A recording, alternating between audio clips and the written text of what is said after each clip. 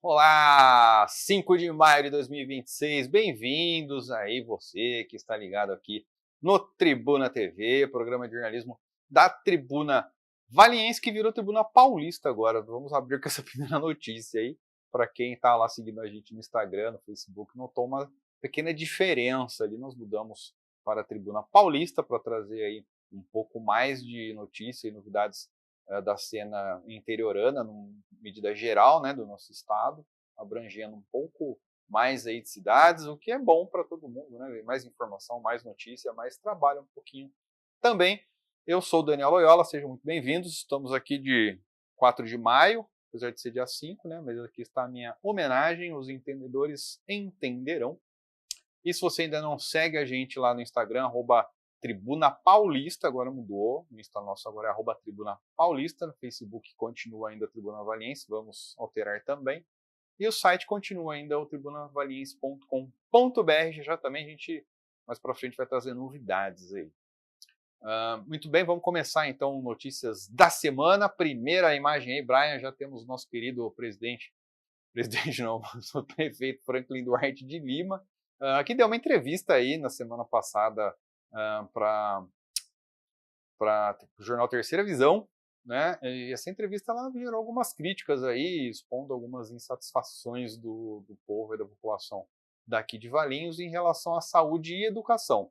Então essa entrevista ela foi concedida na semana passada para o jornal Terceira Visão.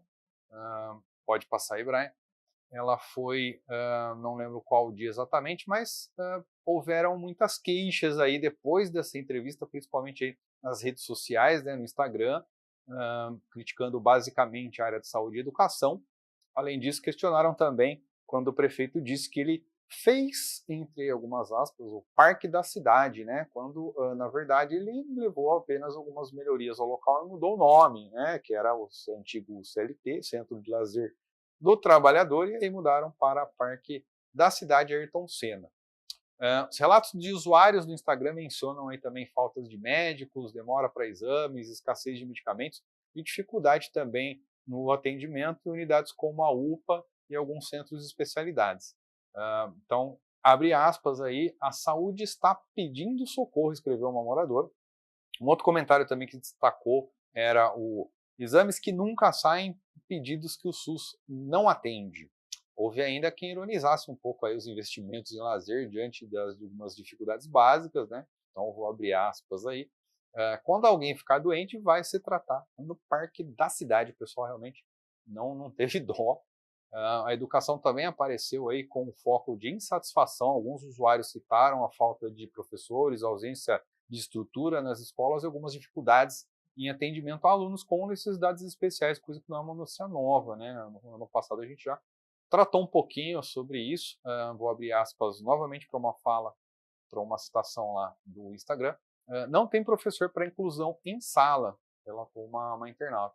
Outros apontaram alguns problemas como segurança, né, ou a falta da segurança, a ausência de apoio na entrada e saída de alunos, principalmente pela Guarda Municipal, né, que geralmente faz esse trabalho aí. E entre as mensagens também surgiram algumas críticas em relação à limpeza urbana, à iluminação pública e algumas obras que estão paradas na cidade, reforçando um sentimento meio geral aí de insatisfação com alguns serviços básicos. Apesar de alguns comentários pontuais de apoio, o tom predominante foi um tanto de cobrança, né?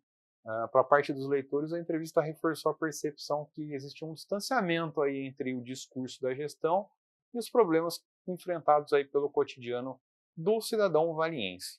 Um dos temas que mais gerou reação foi aquela declaração que ele teria feito o Parque da Cidade, né? Os internautas aí contestaram a afirmação, lembrando que o espaço ele já existia anteriormente como CLT, ou como eu já falei, e passou por apenas algumas reformas aí recentes, como um piso na pista de caminhada e os pedalinhos na lagoa.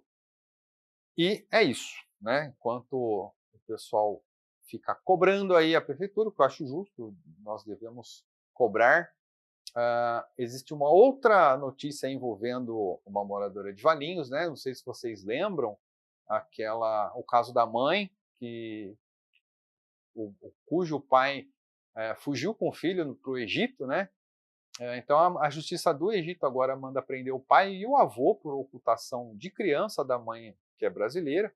Então a justiça do Egito condenou o pai e a avó paterna do menino Adam, né, a 7 dias por prisão, por se recusar a entregar para a mãe, né, chama a Karen Raquel Aranha Toledo, que segundo informou a defesa da mulher, essas informações eram direto da delegacia da mulher.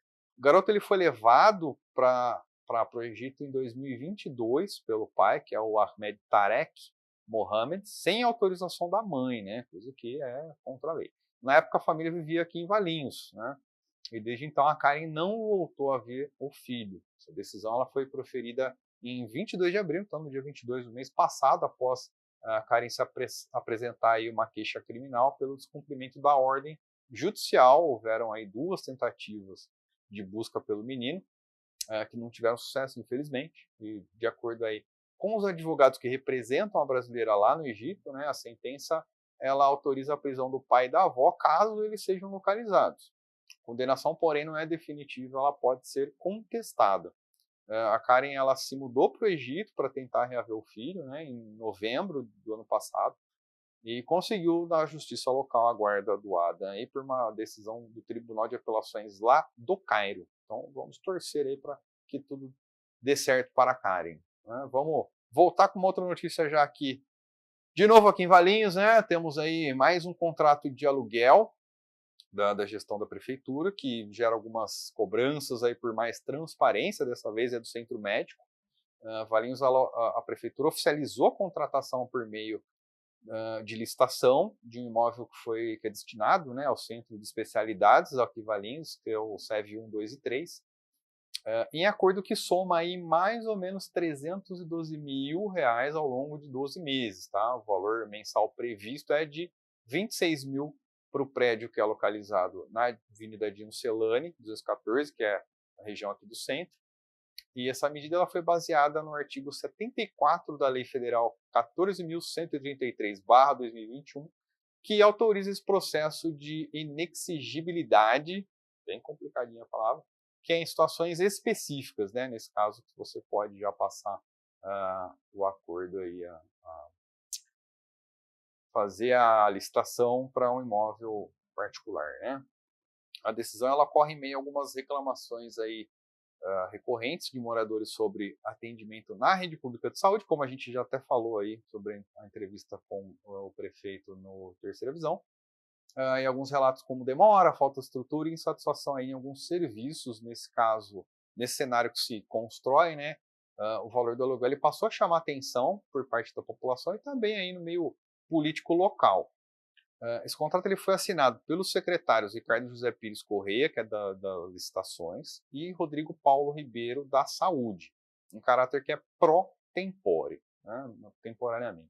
Até o momento, a administração municipal não detalhou publicamente esses critérios técnicos que foram utilizados para justificar a escolha do imóvel. Então, também vamos aí ficar no aguardo, conforme tiver mais atualizações, estaremos colocando aqui para vocês.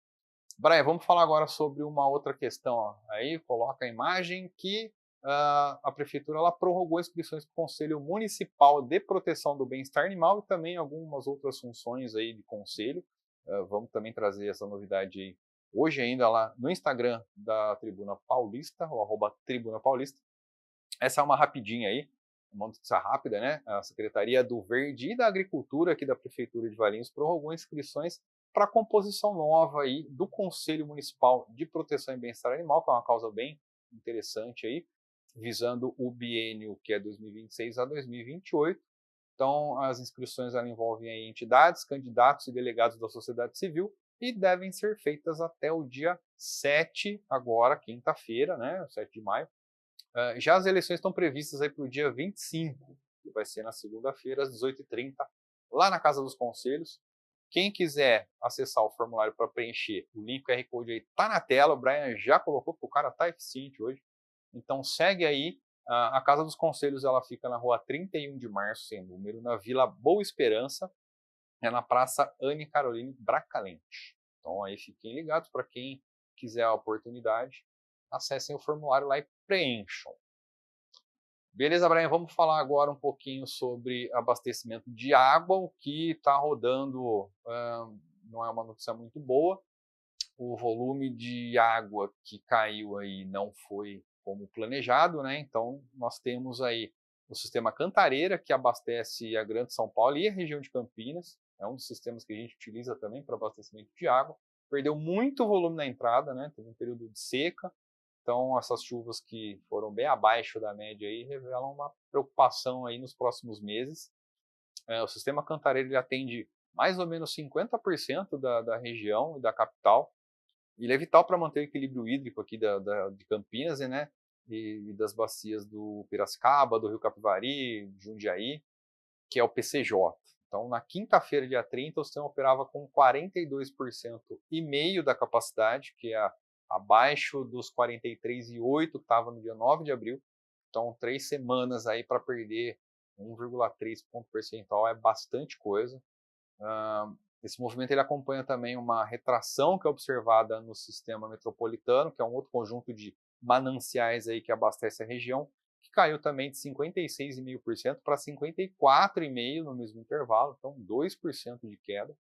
Para a população, esse recado é um pouco direto, né? Então, o momento aí exige que a gente repense no uso da água, vamos manter aí o uso racional, vamos ficar vigilante aí para não desperdiçar.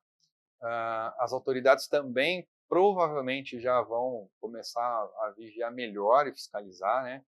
E o planejamento técnico também deve ser mais rigoroso, porque o sistema da Cantareira, quando ele cai, não é só o nível do reservatório que desce, né? Também existe a preocupação de São Paulo, que é uma cidade muito grande e não dá para ficar sem abastecimento. São muitas cidades grandes, Campinas, São Paulo, Jundiaí.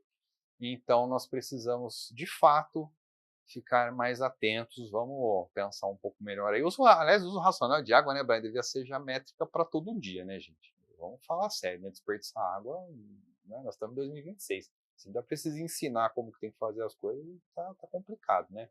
A gente já aprendeu com alguns racionamentos meio complicados que já teve aí. Vamos lá, mais uma aí, Brian. Vamos lá. Governo. Essa também é rapidinha. Essa é uma notícia boa até para quem tomou uma multa aí de pedágio eletrônico, aquele sistema Free Flow que você passa e simplesmente cobra. É tão legal, tão bagunçado aqui no Brasil, que o governo está suspendendo aí 3,4 milhões de multas de pedágio. E essa medida ela foi oficializada agora aí pelo Ministério dos Transportes e pelo Conselho Nacional de Trânsito, CONTRAN, e criaram aí um período de transição para adequação do sistema.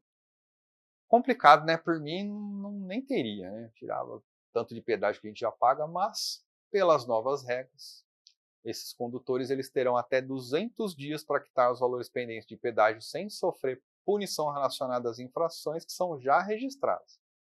A concessionária elas estabelecem também que vai ter um prazo aí de 100 dias para que o novo modelo operacional se adapte, né? Porque existe tecnologia também que está sendo testada.